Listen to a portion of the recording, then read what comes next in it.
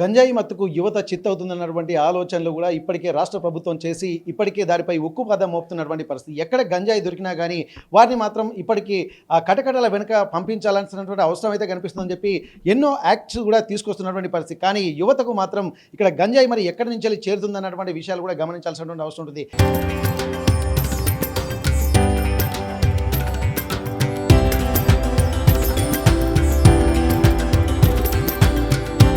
తరతరాలుగా తరగని స్వర్ణ బంధాలు మన మానిపల్లి జ్యువెలర్స్.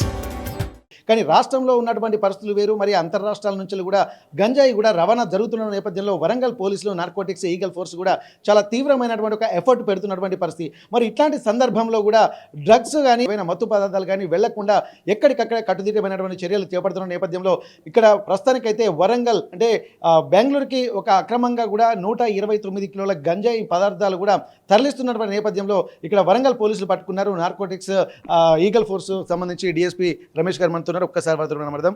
సార్, ఇప్పటి వరకు జరిగితే వరంగల్ అనేది కొంత ఒక శాంతియుతంగా ఉండాలని చెప్పి వరంగల్ సిపి గారు అలాగే రాష్ట్ర ముఖ్యమంత్రి గారు కూడా ప్రత్యేక చొరవ తీసుకున్నారు. దానికి కూడా ఈగల్ ఫోర్స్ కూడా ఫుల్ ఎఫర్ట్ పెడుతున్నటువంటి పరిస్థితి. మరి నిన్నటి జరిగినటువంటి ఆ 129 కిలోల గంజాయిని ఎట్లా ట్రేస్ చేశారు, ఎట్లా పట్టుకున్నారు సార్? ఇది ఎక్కడి నుంచి వస్తుంది? వీళ్ళు మాకు సమాచారం వచ్చిందండి. మేము నిన్న మధ్యాహ్నం మాకు సమాచారం వస్తే ఇమీడియట్గా మేము ఇక్కడ నుంచి మా టీం పంపాము. ఎస్ఐ కుమారస్వామి ద్వారా వాళ్ళు ఆ 2 అవర్స్ రాజమండ్రి నుంచి ఖమ్మం నుంచి వస్తున్నారంటే మనం కొద్దిగా ముందుకు వెళ్తాం దొరుకుతారు, లేకపోతే క్రాట్స్ డివియేట్ అయ్యి ఉంటాయి. ఖమ్మం నుంచి హైదరాబాద్, ఖమ్మం నుంచి వరంగల్ నుంచి పోతారని వాళ్ళు ఎక్కువ చెకింగ్ ఉందని చెప్తే ఇమీడియట్గా కుమార్ మా టీం పోయి వర్ధన్నపేట పిఎస్ లిమిట్స్లో వెహికల్ చెక్ చేస్తుండగా ఒక వెర్టిగలో 2 వ్యక్తులు వస్తున్నారు. వాళ్ళను ఆపి చెక్ చేయగా వాళ్ళ దగ్గర 129 కేజీల గంజాలు అన్నీ 61 ప్యాకెట్లు ఉన్నాయి. వాటిని సీజ్ చేయడం జరిగింది. ఇది ఎక్కడికి వెళ్ళేస్తారు అంటే మల్కాజ్గిరి ఒరిస్సా రాష్ట్రం చేస్తారు. వీళ్ళు ఇక్కడ నుంచి ఆ వెహికల్ ద్వారా బెంగళూరు తీసుకెళ్ళడానికి ప్రయత్నం చేస్తారు. తక్కువ రేటు కొనుక్కొచ్చి ఎక్కువ రేటుకి అమ్మేసి ఎక్కువ గెయిన్ పొందాలని అక్కడ కూడా వరంగల్లో కూడా ఈ విక్కీ అనే వాడు సప్లయర్ నుంచి వీళ్ళు తీసుకొని వస్తున్నారు. తర్వాత ఈ అజిత్ అనేటోడు ఇక్కడ మన అజిత్ అనేటోడు బెంగళూరులో ఉంటాడు, వాళ్ళకు పరిచయం అయ్యాడు. వాడు డబ్బులు కొట్టాడు. వీళ్ళు ట్రాన్స్పోర్ట్ తీసుకొని వానికి ఇస్తే వాళ్ళు దాన్ని ఎక్కువ రేటుకి అమ్ముకొని ఇది చేస్తారు. ఇది వాళ్ళని పట్టుకోవడం జరిగింది. సార్, ఇప్పటి వరకు ఇట్లా పట్టుకుంటున్నటువంటి వాళ్ళకు ఏమైనా శిక్షలు కఠినంగా ఉంటున్నాయా? ఎందుకంటే రిపీట్ అవుతుంది. ఎందుకంటే మన తెలంగాణలో కూడా మొత్తం ఎక్కడ పంటలు సాగు చేయడం లేదు, గంజాయి తోటలు కూడా అన్నటువంటి ఒక క్లారిటీకి అయితే వచ్చినటువంటి పరిస్థితి. కానీ వివిధ రాష్ట్రాల నుంచే వస్తున్నటువంటి పరిస్థితి. మరి ఇట్లాంటి వారిపై ఎట్లాంటి చర్యలు తీసుకుంటున్నారు సార్? ఇప్పుడు చూడబ్బా, ఇప్పుడు అన్నీ కూడా సాక్ష్యాలు మంచిగా చేస్తున్నాము. ఈ సాక్షి అక్కడనే చేస్తున్నాము, సీన్లను చేస్తున్నాము. ఎవిడెన్స్ కూడా మేము చాలా పకడ్బందీగా చేస్తున్నాము. ఇప్పుడు చేసే కేసులు తప్పకుండా శిక్ష పడతాయి. వాళ్ళకి అన్ని విధాల విట్నెస్లు కానీ, సాక్ష్యాలు కానీ, ఈ సాక్ష్యం కానీ అన్నీ కూడా చేస్తున్నాము. వాళ్ళు తప్పించుకోవడానికి వీలు లేదు. కఠినమైన శిక్షలు ఉంటాయండి. ఓకే, ఇప్పుడు మీ ఈగల్ ఫోర్స్, ఎందుకంటే ఇప్పుడు కొత్తగా ఈగల్ ఫోర్స్ కూడా ఫుల్ ఎఫర్ట్ పెడుతున్న నేపథ్యంలో ఉమ్మడి వరంగల్ జిల్లా వ్యాప్తంగా మీరు ఈగల్ ఫోర్స్ ఎట్లాంటి టీం వర్క్ చేస్తున్నారు సార్ వీళ్ళని పట్టుకోవడానికి? మేము చూడబ్బా, ఈ సప్లయర్స్ను వీళ్ళనందరూ కూడా ముందు డిమాండ్ తగ్గించాల ఉద్దేశంతో కన్జ్యూమర్స్ ఎవరున్నారో వాళ్ళందరూ కూడా చెక్ చేస్తున్నాం. ఈ మధ్యకాలంలో మేము చెక్ చేయడం వల్ల వీళ్ళు ట్రైన్లలో అక్కడ కాసి బల్లార్చి అటు ఇటు పోయి చిన్న చిన్న ప్యాకెలు తెచ్చుకొని తాగుతున్నారు. వాళ్ళని కూడా పట్టుకొని పోలీస్ స్టేషన్కి ఇస్తున్నాము. ఎక్కువైతే పాత కన్జ్యూమర్స్ ఎవరైతే పెడ్లర్స్ ఎవరున్నారో, అబ్స్కాండింగ్ యాబిజల్ ఎవరున్నారో వాళ్ళందరిపైన దృష్టి పెడుతున్నాం. వాళ్ళు ఎక్కడైతే తప్పించుకొని కేసుల్లో లేక తిరుగుతున్నారో వాళ్ళని కూడా పట్టుకొని ఎక్కడైనా స్టేట్ లెవెల్లో అయినా సరే మేము అక్యూలను వాళ్ళకి హ్యాండ్ ఓవర్ చేస్తున్నాం. వీళ్ళందరిపైన పాత వాళ్ళని కొద్దిగా కంట్రోల్ చేస్తే ఇది డిమాండ్ తగ్గుతుందని మేము దృష్టి పెట్టుకొని అబ్స్కాండింగ్ అక్యూస్ కానీ, యాబిజల్ అఫెండర్ కానీ, ఈ కన్జ్యూమర్ కానీ చేస్తున్నాం. అదేవిధంగా జీవో నెంబర్ 4 ప్రకారం కన్జ్యూమర్ యాక్ట్స్ వీళ్ళకు మొదటిసారి తాగితే వాళ్ళకు ఈ చెక్ చేసి కిట్స్ ద్వారా వీళ్ళ పాజిటివ్ వస్తే వాళ్ళని డీఅడిక్షన్ సెంటర్లో మనకు గవర్నమెంట్ హాస్పిటల్లో డీఅడిక్షన్ సెంటర్ ఉన్నాయి, వాళ్ళ జాయిన్ చేయడం జరుగుతుంది. కేసు కట్టేసి వాళ్ళందరూ కూడా మళ్ళీ డాక్టర్స్ సర్టిఫైట్ ఇచ్చి వీళ్ళు క్లియర్ అయిందంటే దాన్ని కోర్టులో ప్రొడ్యూస్ చేస్తే కేసులు కూడా మేజిస్ట్రేట్ సమక్షంలో కేసులు కూడా కొట్టివేయడం జరుగుతుంది. సార్, ఇప్పుడు మీరు పట్టుకున్నటువంటి 129 కిలోల గంజాయి ఎంత వర్త్ చేస్తుంది? How much does it costs? దీని కాస్ట్ వచ్చేసి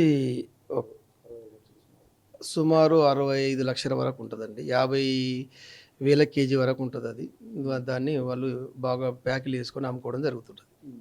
సార్ ఇప్పటివరకు ఈ పట్టుకున్నటువంటి గంజాయిని మళ్ళీ ఏం చేస్తున్నారు సార్? ఇప్పుడు మధ్య మధ్యలో తగలబెడుతున్నారు, కొంత అంటే అందరి ముందే చేస్తున్నారు. అయినప్పటికీ కూడా ఇంకా పెరుగుతూనే ఉంటుంది. మరి ఇట్లాంటి రాష్ట్రాల సరిహద్దుల్లో ఎటువంటి పటిష్ట నిఘా లేకపోవడం సార్ మీ దగ్గర రావడం అంటే ఇప్పుడు కూడా అంతా ఈగల్ ఆంధ్రప్రదేశ్ ఉన్నది, అక్కడ ఒడిశా వాళ్ళు కూడా అన్నీ కూడా చెక్ చేయడం దాన్ని కట్టడం జరుగుతుంది. అందరూ కూడా ప్రభుత్వాలు అన్ని రాష్ట్రాల్లో కూడా ఆదేశాలు ఇచ్చాయి. ఇది కొద్దిగా మన అందరం కష్టపడితే, అందరు all department, all police, stake holder కష్టపడితే వీళ్ళని కట్టడి చేస్తే ఇది తప్పకుండా కట్టడి అవుతుందండి. దీనిపైనే ఈగల్ మా డైరెక్టర్ గారు సందీప్ శాండిల్య గారు చాలా మాకు ఎప్పటికప్పుడు ట్రైనింగ్లు ఇచ్చేసి ఎక్కడ జరగకుండా చూడాలి, దీన్ని మొత్తం క్లోజ్ చేయండి అని చెప్తారు. డైరెక్టర్ గారు మన డీజీ గారు కూడా ఎప్పటికప్పుడు క్లాస్ చెప్తున్నాడు. ఆఫీసర్లందరి మీద దీని మీద దృష్టి ఉన్నది. మెయిన్ ఫోకస్ కూడా దీనిపైన ఉన్నది. దీనికి అరికట్టడానికి మేమంతా ప్రయత్నం చేస్తున్నాం. సార్ ఇప్పటికే గ్రామాలలోకి కూడా గంజాయి వెళ్ళిందని చెప్పని తెలుస్తుంది. ఎందుకంటే కొంతమంది గ్రామాల్లో చేస్తున్నటువంటి ఆ దుశ్చర్యలు చూస్తుంటే వాళ్ళని ఎవరు ఎఫోర్డ్ చేయలేనటువంటి పరిస్థితులు కనిపిస్తున్నాయి. మరి అట్లాంటి వాళ్ళకి ఏంటంటే మీరు ఎప్పటికప్పుడు సమాచారం అందిస్తున్నారు. గ్రామాల్లో ఉన్నటువంటి సర్పంచ్ కానీ, ఎక్కడ ఉన్నటువంటి గ్రామ పెద్దలు కానీ కొంత ఇనిషియేషన్ తీసుకొని సమాచారం అందించాలని చెప్పి అంటున్నారు. అయినప్పటికీ కూడా గ్రామాల్లో ఇది తిరుగుతూనే ఉంటున్నటువంటి పరిస్థితి. మరి దీనికి కట్టడికి ఎట్లాంటి వ్యూహం రచిస్తున్నారు సార్?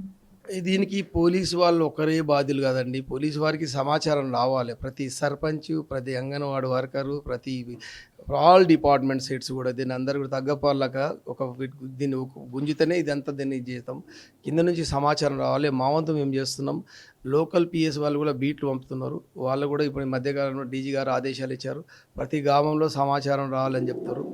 దీనిపైన మీరు అందరం కూడా దాన్ని కలిసికట్టుగా దాన్ని నిర్మూలిద్దామండి.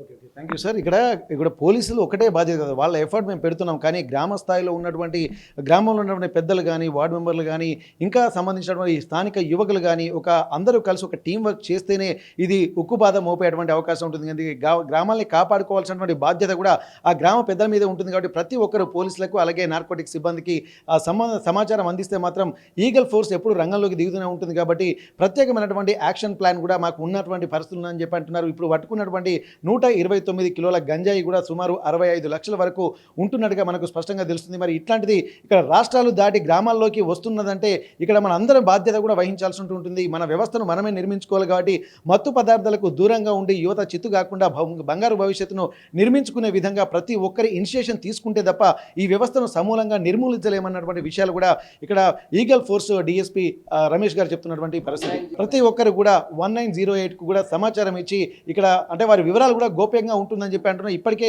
ఇక్కడ 2K రన్లు 5K రన్లు కూడా ఇక్కడ మత్తు పదార్థాల మీద అవగాహన కల్పించి కూడా ఎప్పటికప్పుడు అలర్ట్ చేస్తున్నటువంటి పరిస్థితి. కాబట్టి ఇక్కడ 1908కు ఎప్పటికప్పుడు సమాచారం ఇచ్చినా వారికి వివరాలు కూడా గోప్యంగా ఉంచుతామని చెప్పి ఇక్కడ ఉన్నటువంటి డిఎస్పీ గారు చెప్తున్నటువంటి పరిస్థితి.